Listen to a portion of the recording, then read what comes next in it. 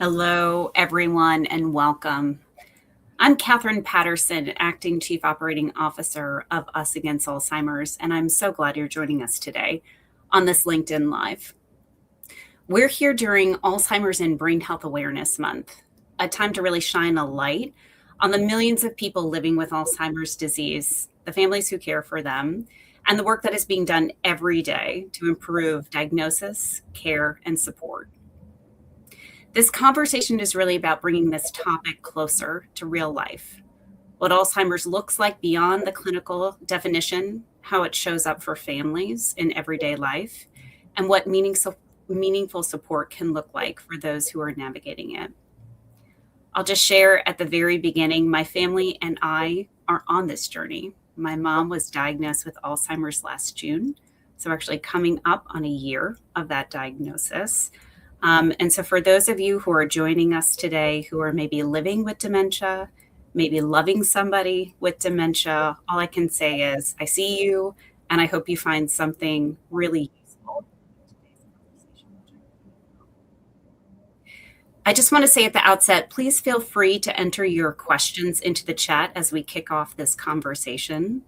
I will turn to your questions after the experts who have joined us today and I have a short conversation. Speaking of my two incredible guests, I'd like to introduce them.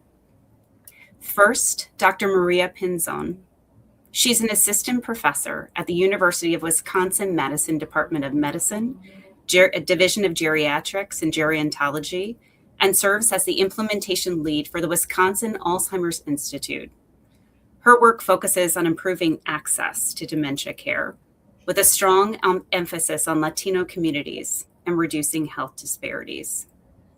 She has supported a lot of our specific work in the equity space at Us Against Alzheimer's, and we're deeply grateful for that. She also holds leadership roles in national organizations, including chairing the Health Policy Professional Interest Area within iStart. Welcome, Maria. So glad you're here. Thank you for having me. We're also joined by Laura Metters, a licensed clinical social worker and program director at Emory's Integrated Memory Care Program. Laura leads a unique care model at Emory that brings primary care, dementia care, psychiatric services, and caregiver support together all in one place. Truly an incredible model. She's also held leadership roles with Georgia Memory Net, a statewide memory assessment and caregiver support network connecting families with community-based resources. Laura's impressive expertise with connecting families with appropriate resources were also used to develop Us Against Alzheimer's new brain health journey tool, which we are so grateful for. Laura, thank you so much for joining us today as well. I'm happy to be here. I'm really excited for this conversation because I think so many people are looking for practical, honest advice around brain health, memory changes, caregiving, and what support can truly look like. I know I just scratched the surface when introducing you both, but I would love for you each to share a bit more about your relationship to Us Against Alzheimer's and how your work aligns with our organization's mission around brain health, dementia care, and support for families. And Maria, I would love to start with you. Absolutely. So as you mentioned, I have worked with Us Against Alzheimer's in the equity space, particularly as I'm a preventive medicine physician. So a lot of my work is about how do we make sure everybody has the right care at the right time at the right place. And that's something that we share with Us Against Alzheimer's. I have been privileged to be a spokesperson for my brain guide and sharing with patients, with families, with everybody. Hey, this is a resource. This is something that can help you in this journey. And also being part of the advisory boards of developing new tools and new resources. And I'm so glad to be here today. Thank you so much, Maria. Laura, love to hear a little bit about you and your work. Yeah, thank you, Catherine. Our work at Integrated Memory Care has really focused on reducing caregiver burden and improving quality of care and quality of life for people living with dementia. And so it is natural for these partnerships with organizations like Us Against Alzheimer's, who are really championing some of that work on a national level. The model that we are Executing here in Atlanta is not something that we think should stay in Atlanta. We're really trying to spread those lessons far and wide so that everybody can have access to quality dementia care. Fabulous. We have so much to learn from both of you, and I'm going to get right to it. When people hear the term brain health, they may only think about memory or aging. But from your perspective, what does brain health really mean, Maria? And why is it important to think about it before there's potentially a problem? Yeah, and I think brain health is not just the absence of disease. It's not just talking about memory. It's about our ability to think, to feel, so our emotional health, or mental health, our ability to function and do the things that we want in life. I usually describe this as this is to live the way that you want to live and feeling the way that you want to feel as you get older, as you grow up.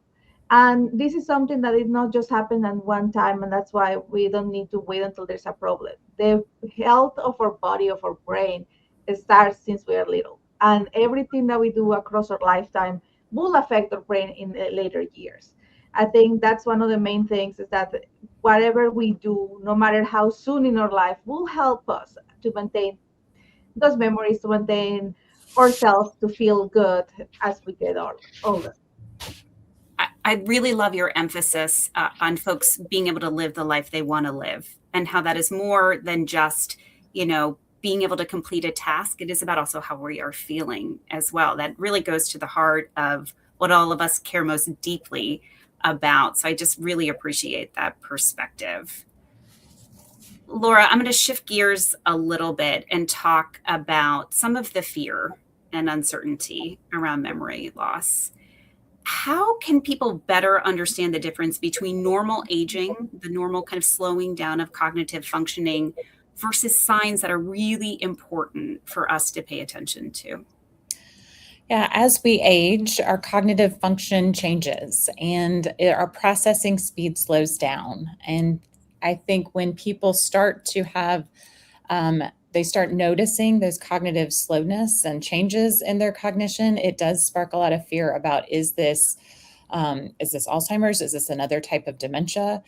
I think what is unique for dementia versus normal aging, dementia is not a normal part of aging. I think that's important to say. But what is unique to dementia is those changes in cognitive function are really impairing your ability to operate day to day.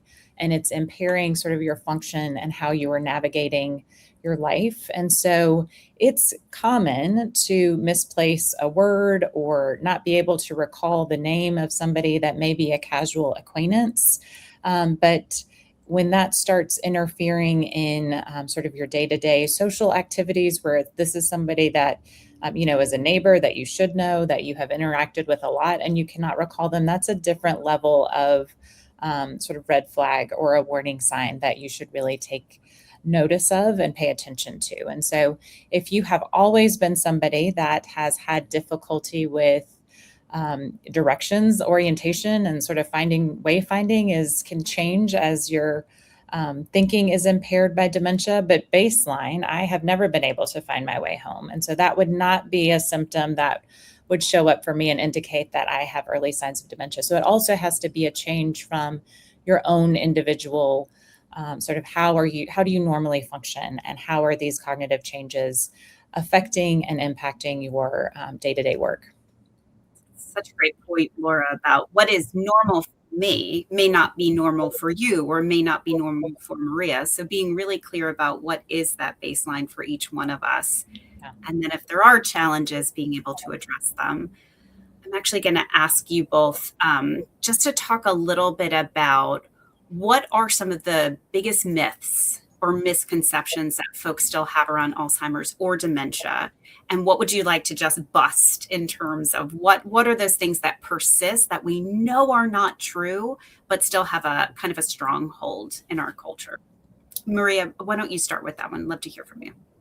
I think Lara already mentioned a little bit that sometimes people think that forgetting is normal, that as you get older is part of normal aging. But I think that's the biggest myth and misconception. It's not normal. Like, oh, my mom cannot remember anything anymore. He confuses their son, she's getting old. That's the biggest point. And if anybody wants to get one thing out of this conversation today, is that there's multiple things that could be happening, affecting memory, behavior, affecting the personality of people. And it's important to get that checked out. It's important because there's many things that we can do. This is not just a death sentence. This is not like, oh, that's it, check or a diagnosis. There's a lot of things that we can do, particularly in early stages. Yeah, I so appreciate your point about that agency, that there are absolutely things folks can do, and we will come back to that. Laura, what are some of the myths that you still hear that you would love for us to get more clarity around? Yeah, I think two that frequently show up for me is that it is just memory that is a sign and symptom for Alzheimer's and other types of dementias.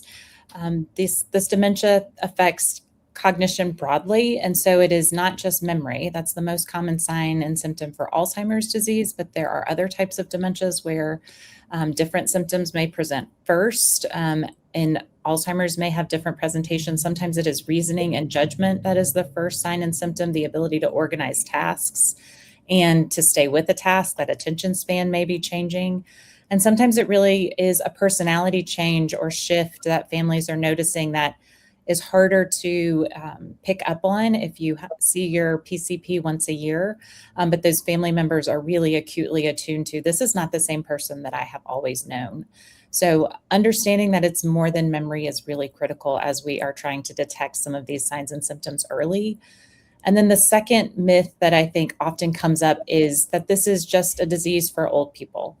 The youngest person in our clinic, I think, is 42 right now. And so that is not a disease. Dementia is not the first sort of disease that most people think of when they start exhibiting these signs and symptoms. And sometimes it's a therapist, sometimes it is, any number of other specialties that people are seeking first. And so just understanding that it can affect people earlier than what we typically think of as old age. I remember when my mom started exhibiting symptoms in around 2020. 2020 was a weird year, y'all. It's a tough year. Yeah. So I couldn't tell if this was really about the pandemic, about isolation, really lack of socialization that I was picking up on. But one of the first things that I saw was a real lapse in financial judgment. Right. And I actually got very involved, with her bank and trying to understand, this is a woman who has been very savvy with her funds and with her saving, and all of a sudden that behavior changed. And it was wild to me that that's actually a pretty common behavior change that folks who are struggling with dementia or potentially struggling with dementia might exhibit. So really appreciate both of your comments around that. Maria, I want to pick up on a point that you made earlier that I think is so critical. Alzheimer's disease specifically is a chronic fatal disease, but you made a great point. There are so many different things that folks can do. So I would love to hear, diagnosis matters, early detection matters. Why do you think early detection matters, and that how can that help people think about, all right, here's my diagnosis, here's what I'm looking at, what can I do now?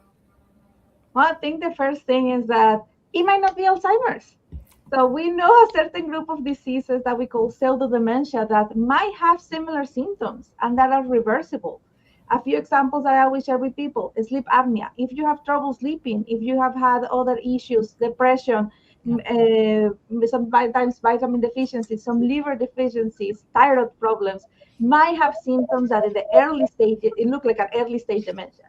And that's one of the things, like the first thing is like, what's the diagnosis? Get into the right thing. And there's a lot of times that we can do things to reverse those symptoms, to improve our health. And I think depression, anxiety, those are great examples that we have seen people that suffered of that for many, many years. And then once they get in the right medication, the right treatment, the symptoms resolve or get much, much better. But let's say that's Alzheimer's. Let's say that's a type of dementia. There's still things that we can do. We have seen a study again that managing our blood pressure, managing diabetes, staying active can slow down the rate of the disease. Can make sure that the disease doesn't advance as fast as it could be in other settings. But even let's say that already the disease is advanced, that hey, there's very little that we can do we still have things that we can do for family, to stay comfortable, to stay safe, to avoid accidents.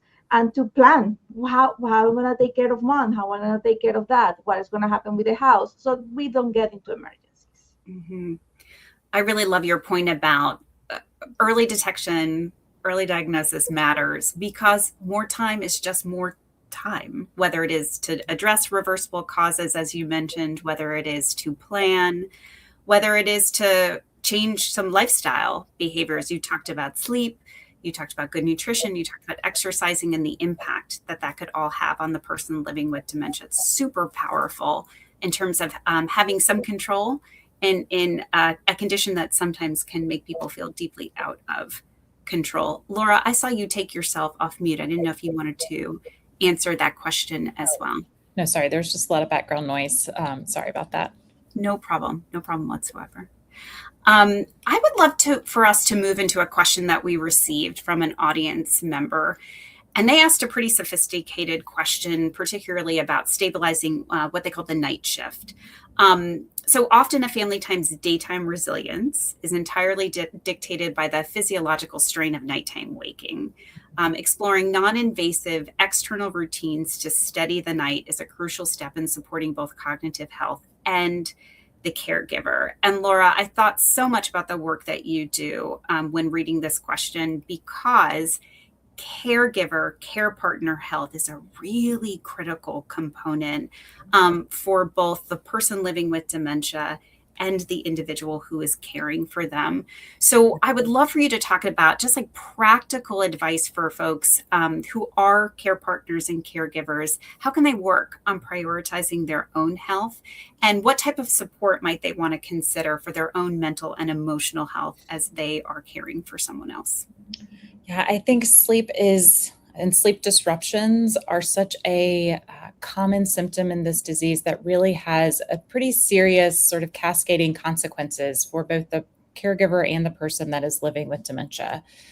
Those sleep disturbances really can change the care trajectory for the person living with dementia and what the caregiver is able to do.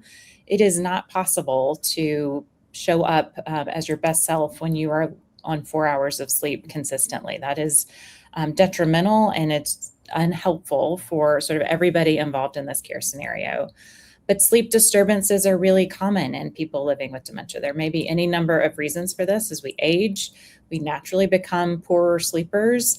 And Alzheimer's disease, and when there is a brain disease, sometimes really affects that more significantly. So I think part of this is, what is the problem stemming from? And this is always something that you should speak with the person living with dementia's provider about. Make sure that they are aware that these changes are occurring. There may be some sleep aids that could be helpful. I recommend talking with a provider about this, because there are over-the-counter sleep aids that are not helpful and can actually make things worse, that can make the cognition worse, can increase risk of falls. So sleep aids are not created equal. I would talk with a provider to make sure that you know how to safely do that.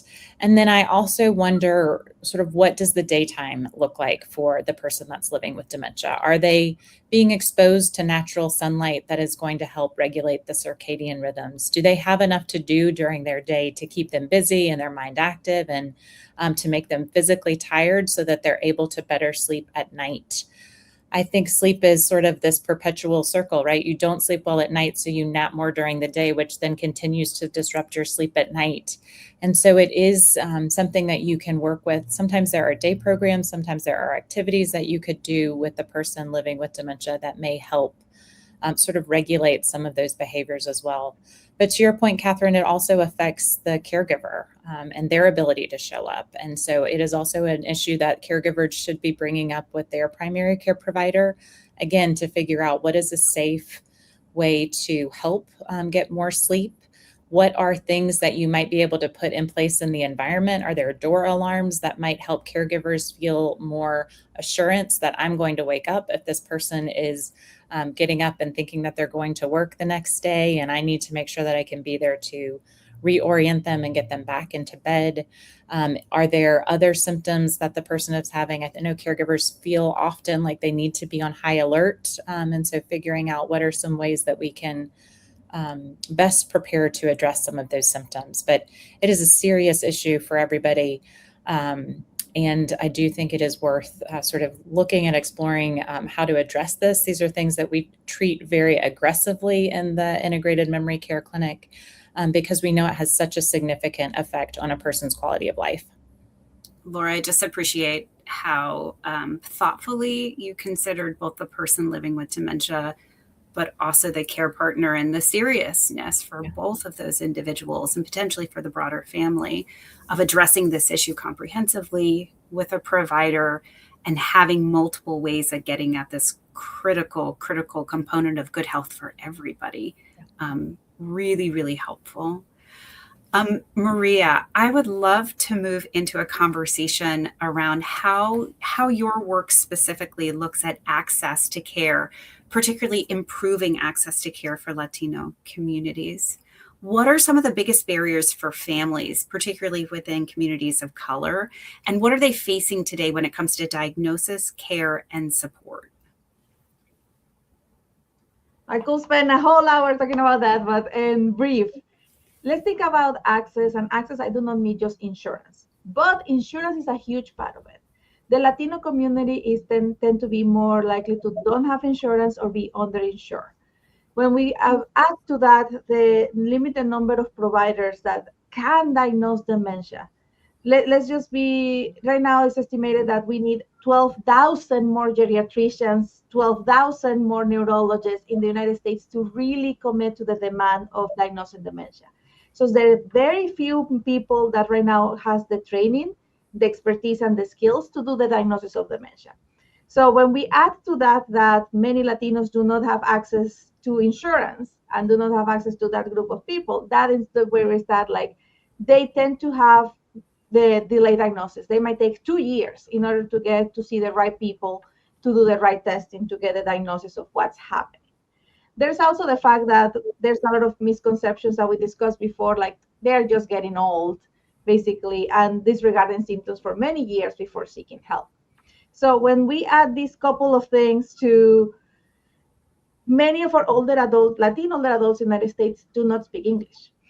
So what happens? The diagnosis requires doing testing in the language of their choice. There's extremely few people that could do the diagnosis in Spanish in the United States. So that's adding to the delay in care. There's also questions about what's normal for somebody that never finished high school, for somebody that never went to even elementary school. What's the normal test? And I think, Laura, you mentioned this before. What's normal for somebody is normal, not the same for another person. So that affects how do we do the diagnosis. Then let's say that people is lucky enough to get the diagnosis that they need. Now let's get the care. The care looks a little different because similarly, because our community is underinsured, we don't have access to the same respite services, the same other services that people have. So a lot of the work is happening inside the home with informal caregivers, that they might not have the right resources, the right skill, the right knowledge in order to care for somebody the right way. I think in general, in my research, we have heard we do it for love, we do it with pride, taking care of somebody, but this journey could be easier. One of the main things I heard always is the cost. Yeah, we know about the new medications or the new treatment, but that's far away. We don't have the transportation. We don't have the money for that. So that's, I think, a few of the things that are happening on the diagnosis and care. But this is also for everybody. I have heard the same stories in all of the communities around the United States. So this is not just Latino community. I have heard this in my rural communities here in Wisconsin. I have heard in the African American communities, Native communities. We are all struggling. We are all needing more resources, more support, more help. So I think that's something that unites us all in this journey. Oh man, I completely agree with you, Maria. Also just want to lift up, really thinking, you're talking about systemic challenges, right? Access to insurance or lack thereof, not having a pipeline, enough folks in the pipeline who are coming into this field who can screen, diagnose, then treat potentially and support the family. You're also talking about deep cultural values around what do you do with your elder? And do they stay in the home? And the real concerns around not having them in the home, but also the burden that places on family, which are so real. I'll just share a personal anecdote. I live in Baltimore, Maryland. We are literally in the backyard of Johns Hopkins University, which has an outstanding Alzheimer's disease research center in ADRD. I mentioned I started observing symptoms in 2020. My mom did not get diagnosed until 2025. And that's with access, that's with providers, that's with somebody who is like moderately more involved in this space than others. And still, we really struggle. So, and then that is compounded by all of the challenges that you talked about. So I could not agree more with you. This is an issue across the board. The intensity in which you talked about it for communities of color is just spot on as well. Laura, I would love to talk about solutions. We talked a lot about challenges, and there are many, and this is what keeps me in the fight for sure. What are some examples of small changes that we can look for, whether it's in healthcare systems, workplaces, or communities, that can help make a meaningful difference for those living with Alzheimer's or other related dementia and their caregivers? Yeah, I really believe that care partners are the best intervention that we have for people living with dementia, even with some of the newer treatments. I think having really supportive and well-informed care partners can make a significant difference in what that journey looks like, both for the person living with dementia and for their care partners, right? If they know what's coming and they feel a little bit more prepared.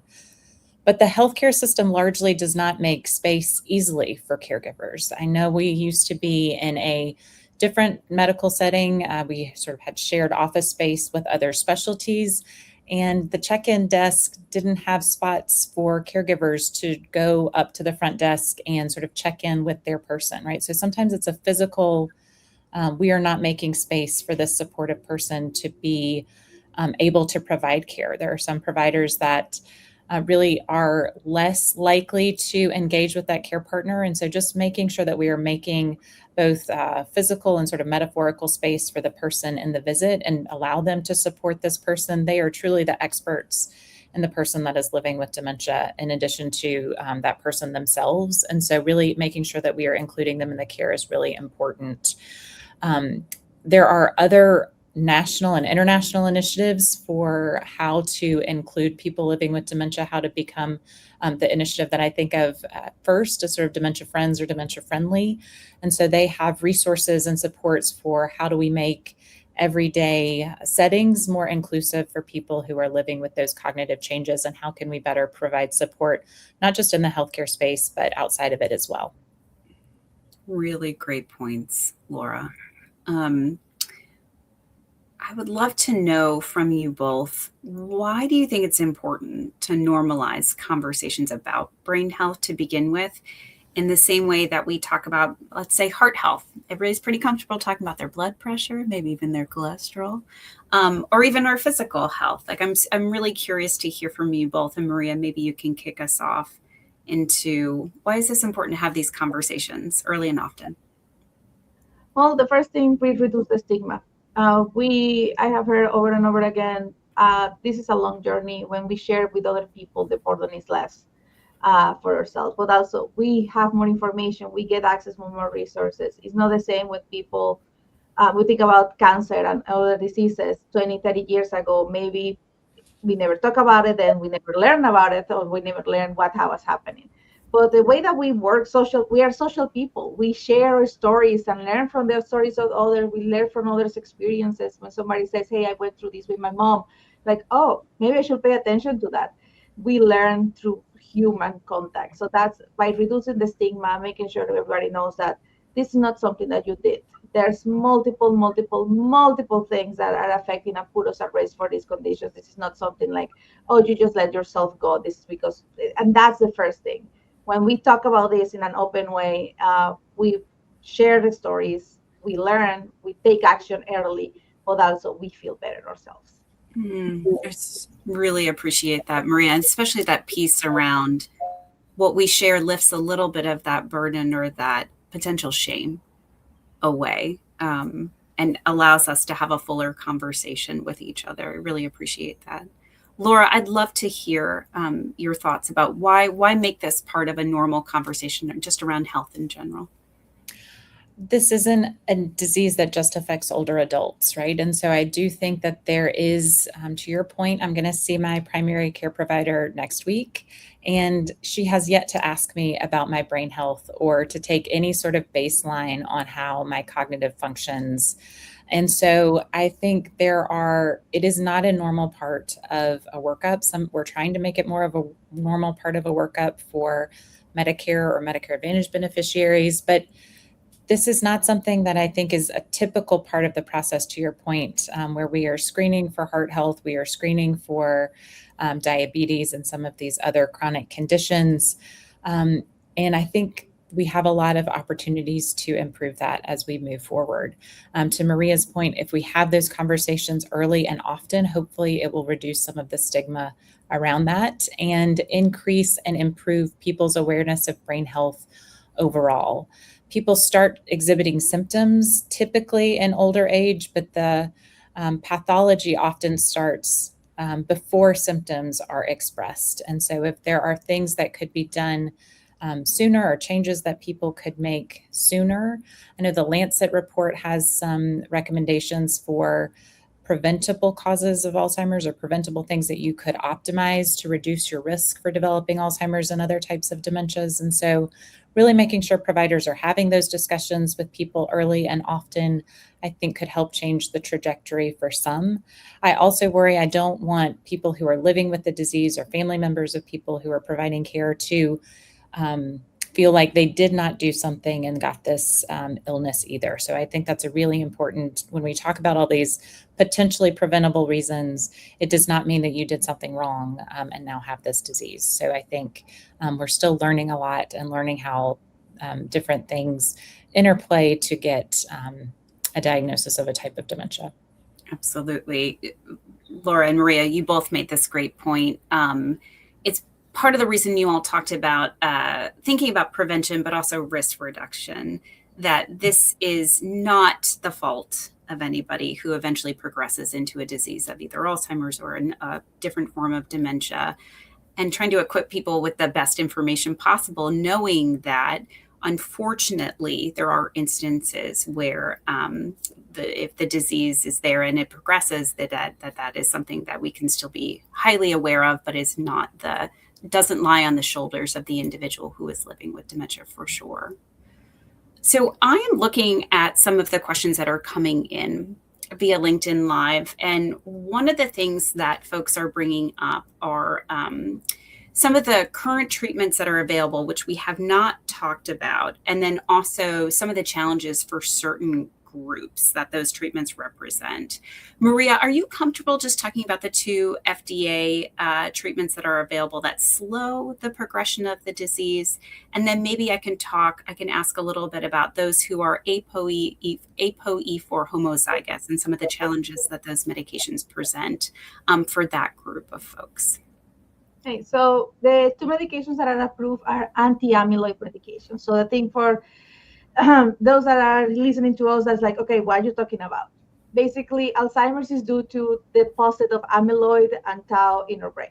That's our best understanding at this point. But as Catherine mentioned, we're still learning. There's a lot of things that we're learning every year, every day. So we're learning how all of exposures interact with this. Mm-hmm. But these medications reduce the amount of amyloid in the brain. One of the things that happens that we know is that one of the potential risks taking the medication might be microbleeds or bleeds or inflammation on the brain as we take it.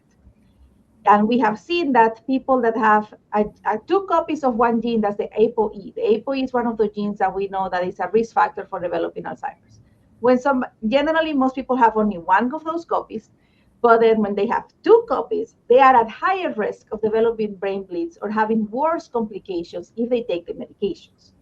So this is one of the groups that, yes, absolutely, the scientists and everybody's working, okay, if we cannot offer these medications, what can we do? Or do they need a different set of conditions? Do they need less dose, or do they need a longer spacing. So there's still a lot of research on how do we treat people that have those 2 copies of that gene.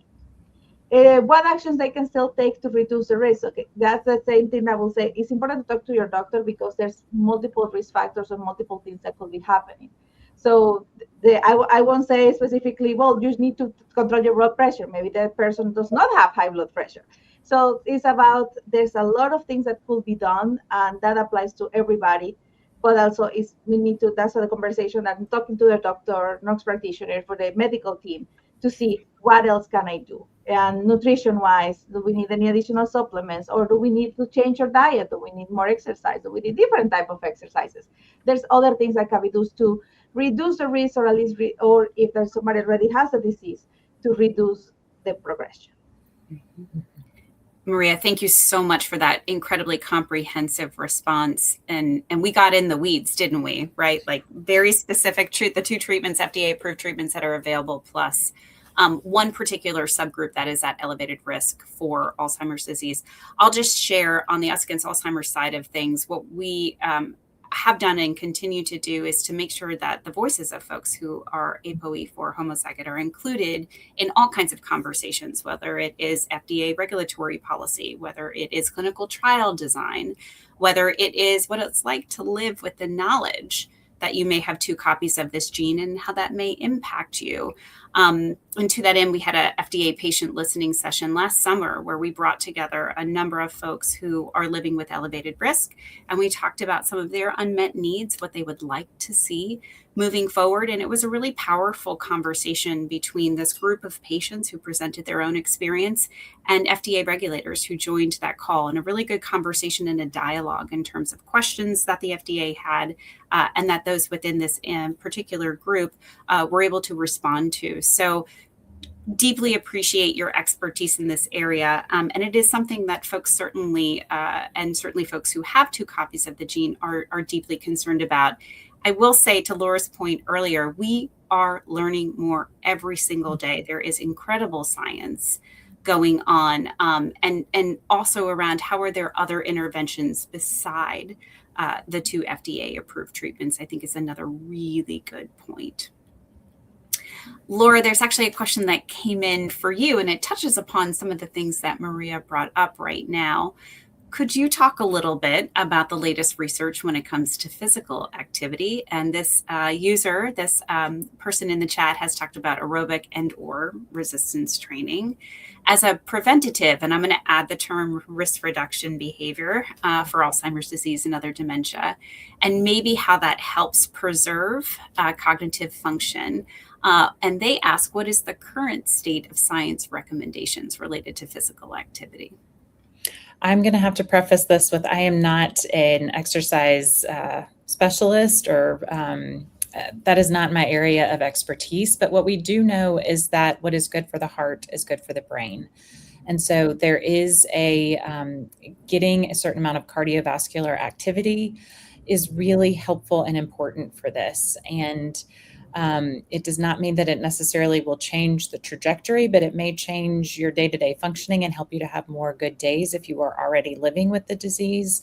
And then for people that are concerned about their risk factors for developing this, employing some strategies to increase your exercise, to increase your movement, may help reduce your risk for developing Alzheimer's disease. This does not mean that you have to be a CrossFit expert. This does not mean that you have to be doing intense workouts all of the time. This just means that you need to get your heart rate up and get your blood flowing and get more oxygen to the brain that way. And so really making sure that diet is a part of that. I know Maria mentioned that it is not necessarily just one thing that is going to be the silver bullet, but I think it's a combination of doing what we know we're supposed to be doing to optimize our health in order to reduce some of our risk factors. That's a really great point, Laura. Thank you so much. I have another question that I would love to bring to you, Maria, and then Laura, if you have thoughts about this, would love to hear those as well. There's another question about prevention. What preventative recommendations do you all have from a medical perspective?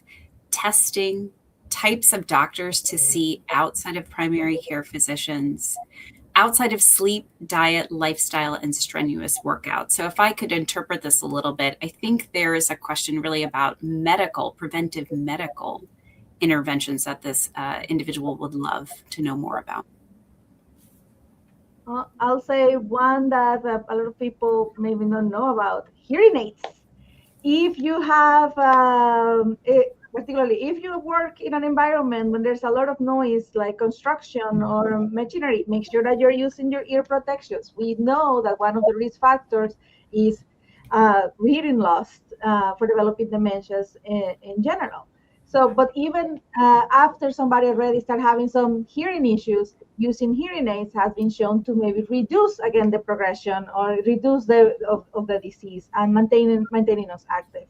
The other one that and it's hard because sleep, diet, lifestyle, like, yeah, those are the big buckets. That's not easy. But taking care of our blood pressure, taking care of our diabetes, taking care of cholesterol, that will include taking the medications for that. I will say that's some of those, and that relate to the testing. Sometimes so people I hear like, I haven't seen my primary care physician in 10 years. I'm very healthy. Many of these conditions are a little silent. So that's one of the things, that checking in with your doctor regularly. We have protocols like testing cholesterol every 5 years, for example. When was the last time you got your cholesterol check?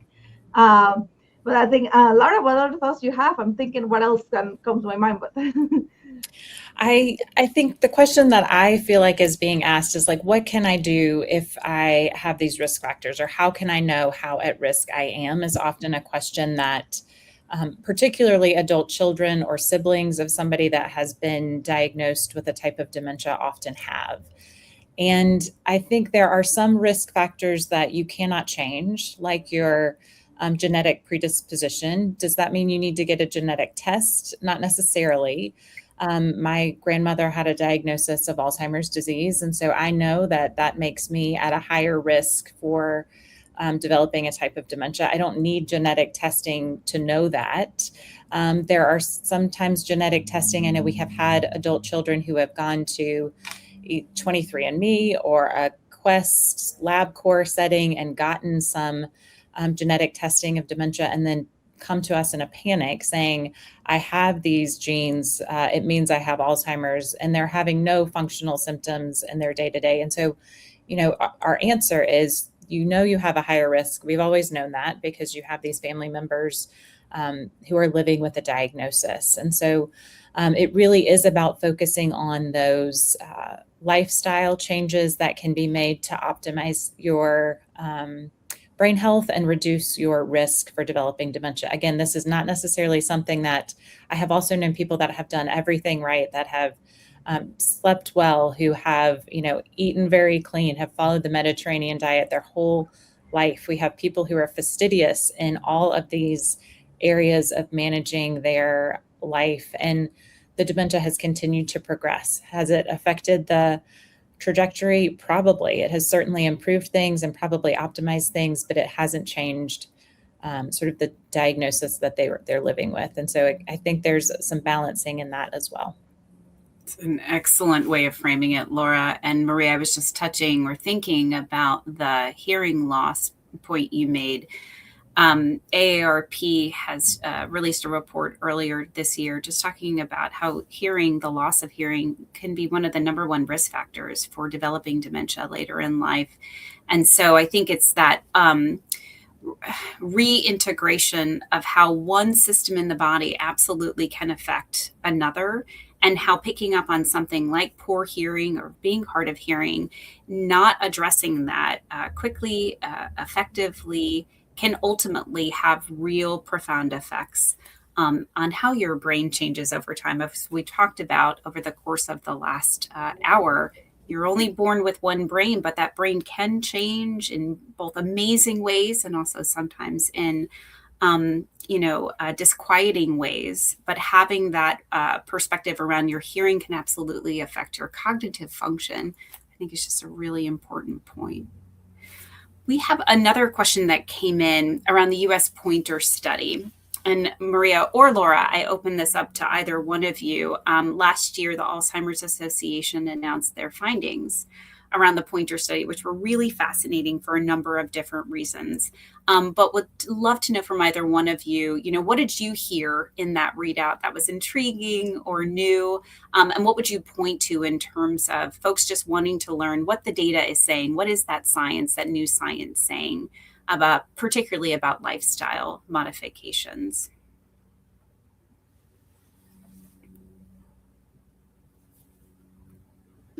I think that I am not necessarily an expert on some of these modifications, but I know that anecdotally, sort of, again, optimizing your risk factors, increasing your socialization and those opportunities to be with individuals that are not necessarily like you all of the time, and sort of increasing your interaction in informal ways and in structured ways can be really helpful.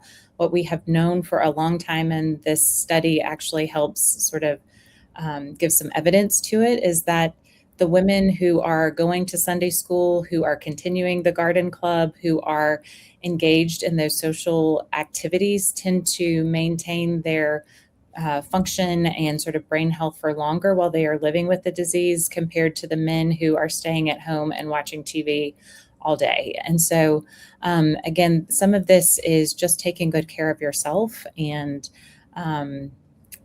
being more aware of what those risk factors are, so that you are engaged in your health and are taking care of yourself. Thanks, Laura. Maria, I saw you come off mute. I would love to hear your thoughts. Yeah, and I think, as Laura was mentioned, one of the things the US Pointer gave us data that can support the things that we're doing. I think it's many times I have heard people say, I already, yeah, but what's the point? Yeah, that sounds nice, but does it really help? I have all of these risk factors. I think this study gave us, yes, it does help. And I think it's important to understand what are the two main groups that were compared. So both groups have some lifestyle modifications, but one group was self-guided. So let's say, basically, here's a packet, there's some instructions, some diet, exercise, lifestyle, other modifications. And there was another group that was guided. So they have frequent clinic visits, they have groups, they have a little more structure on how to do those lifestyle changes. And that group that has more guided, again, very intentional workouts, very intentional diets, very intentional medical appointments, they had better improvement of the cognitive outcomes in 2 years. So that's one of the things that we saw. And I think this also relates to some of the work that Us Against Alzheimer's has been doing and again, and what I'm doing too, how to increase care. I mean, for me, that was like, yeah, this just shows that there's a role for prevention, for reducing risk in the healthcare system. And that's very important for families and for people to know about this. Mm-hmm. Excellent point. I was going to follow up with that, a question around caregiving and support. One of the things that I admittedly struggle with is in my mom's own journey, and me as kind of in the passenger seat as her care partner, is respecting her absolute desire and wish for independence. That is her greatest goal, and is my job, I believe, to support her in that goal. But there are times where safety comes into play, and there are some very judicious choices that I feel like I'm making around preserving her independence, respecting that, but also ensuring that she is still safe and is okay. So, Laura, I would love for you to talk a little bit about how can caregivers balance, that kind of tightrope, respecting independence, truly trying to advance the individual who may be living with dementia's goals and desires, while also making sure that they stay safe. Yeah, that is a constant tension that caregivers are facing and negotiating on a day-to-day basis, because there are a lot of people that want to remain autonomous. They want to live independently. They want to continue to be living their life the way that they have always done that. But as the brain is changing, it is affecting their ability to execute in the same way that they have always been doing. And so it poses safety risks for both the person living with dementia and for those around them. So driving is a common issue that shows up early, that caregivers and people living with dementia have to negotiate, and there's serious consequences for people being able to drive, not just for themselves, but for those around them. And those conversations tend to be emotionally charged and have significant consequences when those restrictions may have to be made, even if you're trying to maintain that independence. And so it really is about how can we figure out what the right support is at the right time. You don't want to be totally hands off and say, they can figure this out. This is their wish. They want to be independent, but you also don't want to be overly restrictive and overly controlling in what the person can do either. So how do you find the right support? And that looks different for every situation. Every circumstance, every goal of care is going to be different for patients and families. Resources to implement some of these plans are going to be different. And I don't just mean financial. Sometimes it is, does your community have the services that you need in order to do these things? And so there is not a one size all approach to a lot of these challenges that caregivers are having to negotiate. If I give you a top 10 list for how do you get your person to agree to not drive, you're going to need tip 11 and 12 in your family situation. And so some of this is how do you equip families with strategies and frameworks to adapt as these it's a sort of constantly changing landscape. The only thing I can really promise in a dementia journey is that things will change. How, when, what that looks like is really independent or really varies depending on the individual.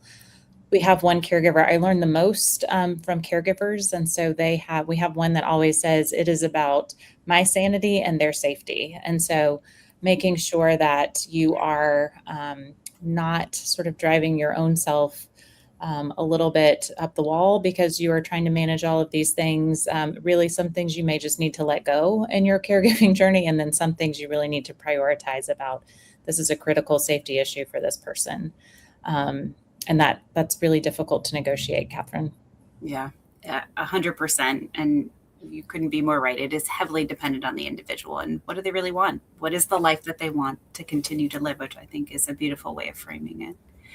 I'm going to bring us one final question. And Maria, I would love for you to go first. And then Laura, what gives you hope right now in the brain health and Alzheimer's space?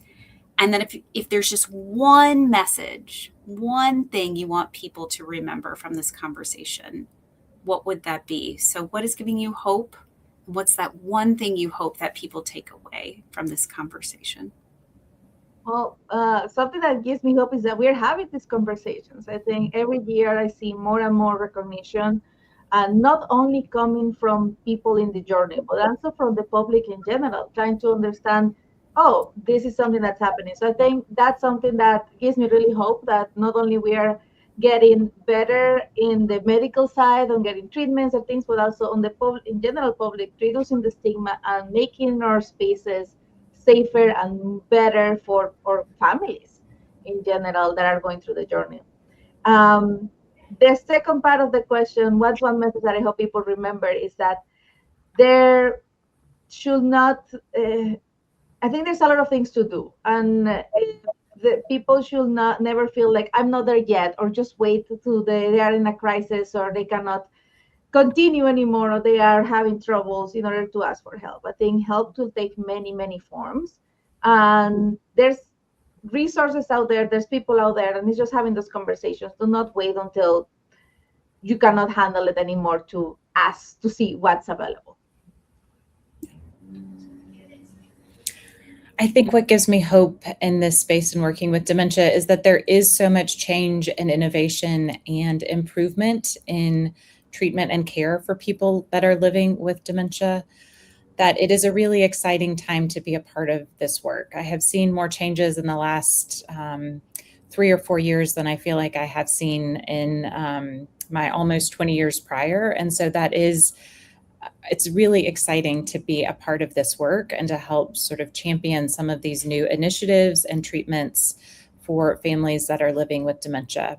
I think if there is one thing that I would want families living with dementia to remember is that there are resources and supports out there and the things are improving. You are not alone in this journey. And so looking for ways to connect with other people Even if you are in a rural or isolated area, there are resources that are online that can provide support. There are hotlines that can provide support. And we can see changes happening at a national level as well. So the GUIDE program that CMMI has offered, which stands for Guiding and Improved Dementia Experience, that's designed to increase the amount of comprehensive dementia care that is being provided across the country. For the first time, Medicare has recognized that caregiver burden has a significant effect on their health as well, and they are reimbursing for that. Is it enough to cover everything? Absolutely not. But is it a first step in the right direction? Yes. And so there are changes like that that are really hopeful as well. And I'm going to take a liberty and answer my own question. What gives me hope? You all, incredibly dedicated providers, folks in community who are seeing the challenge and are rising to it. You all gave us such great information this afternoon. And I'm just deeply grateful that you were willing to come on and share that with a broader audience. Thank you. Thank you both. As we close the conversation, I just want to note that brain health touches each family in almost innumerable ways. I would hope that people walk away from this conversation wanting to talk about it. I think that would be a great first step to Maria's point earlier, to reduce that stigma and help people get support earlier when it can make the biggest difference. If you'd like to learn a little bit more about your own brain health, we encourage you to visit mybrainguide.org. Maria mentioned this earlier in her remarks, but there's a free brain guide questionnaire there. It's anonymous, it's quick, and we talked about earlier about having a baseline. This can provide a very low stakes way to get a baseline and again, just start the conversation around understanding your brain and identifying any steps that you want to take right now. You'll also find free brain health journey resources on My Brain Guide. Currently, we have a one-page guide that walks you through the first 4 common stages of memory and thinking changes, and it explains what each stage might look like, what signs you might want to watch for, and what you can expect or should expect when talking with a healthcare provider. In just a moment, we'll share a QR code in our outro video where you can scan to access this downloadable guide outlining these different stages of brain health and common signs just to be aware of. Please be sure to check back with us in the coming weeks. We will be adding even more free resources and interactive tools for people, families, caregivers, and healthcare professionals. Most importantly, we hope that today's conversation inspires you to continue these conversations. I think we all lifted that up, whether they're with your families, your friends, your community, or your healthcare team. Talking about brain health is one of the most important steps that we can take towards better outcomes for everyone. Thank you again for spending time with us today. Take care, and we hope to see you again soon.